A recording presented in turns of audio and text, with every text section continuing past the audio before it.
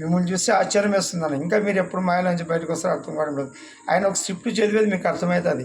ఒకప్పుడు లొకేషన్ పప్పు చేయడం చేస్తే ఆయన ట్రోలర్స్కి ఎంత మెటీరియల్ అవుతుందో మీరే గమనిస్తున్నారు. ఆయన మాటలు, ఆయన వాలకము.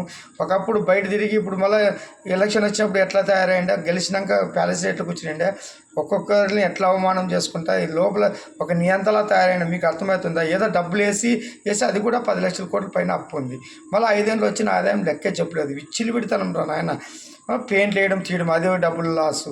మళ్ళీ నాడు నేడులో అన్ని వేల కోట్లు ఖర్చు పెట్టినారు. ఎవరు లెక్కలు అడుగుతారు చెప్పండి? ఎవరైనా లెక్కలు అడుగుతున్నారా? ఈరోజు మెడికల్ కాలేజీలు కంప్లీట్ కాకుండా అన్నీ కొద్దిగా అరకొర చేసి అంత చేసాం ఇంత చేసామని చెప్పుకుంటే కనపడతాయి కదన్నా.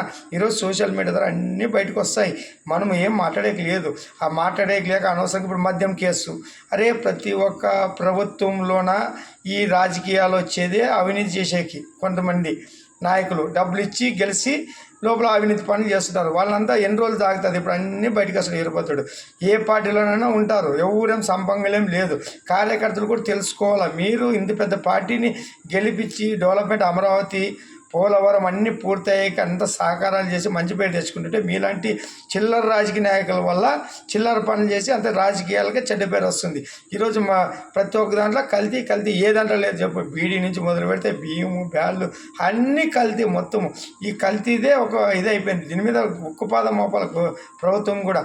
ఏ నాయకుడైనా వాళ్ళ పార్టీ అయినా ఏ పార్టీ అయినా తీసి కేసులు పెట్టి ఇంక బయట రాకుండా చేయాలి. ఇప్పుడు జడ్జి లాయర్ ఏమంటాడు, ఆయన లొంగిపోయినాడంట దక్షిణాఫ్రికా నుంచి వచ్చి. ఆయన మీద ఒక చెయ్యి ఒక పడకూడదంట, ఒక ఏడు పడకూడదంట. ఫోటోలు తీసి చూపిస్తారు. ఒక 3rd డిగ్రీ చేస్తే అన్నీ ఒప్పుకుంటారు. ఇట్లా డబ్బులు పెట్టి కోర్టులతో వాదించుకుంటా హైకోర్టుకి సుప్రీంకోర్టు పోతే యాడ్ న్యాయం జరుగుతుంది. అదే బీదర్ని అయితే ఎత్తుకొని 3rd డిగ్రీ చేసి వాంచి పాడేస్తుంది. ఒక మద్యం అంటే ఏం తెలుసా? కల్తీ మద్యం వల్ల ఎన్ని ప్రాణాలు పోతాయో తెలుసా? పెద్ద కేసు ఇది. వాడికి దేశద్రోహం కేసు పెట్టి అసలు వాడికి బయటకు కూడా రాకూడదు. బ్యాండ్ ఓవర్ కేసు పెట్టి ఇట్లా అవన్నీ చేస్తే భయం పుడుతుంది. రాజ్యాంగంలో లోసుకులు తీసుకొని ఆడుకుంటున్నారు న్యాయ వ్యవస్థని.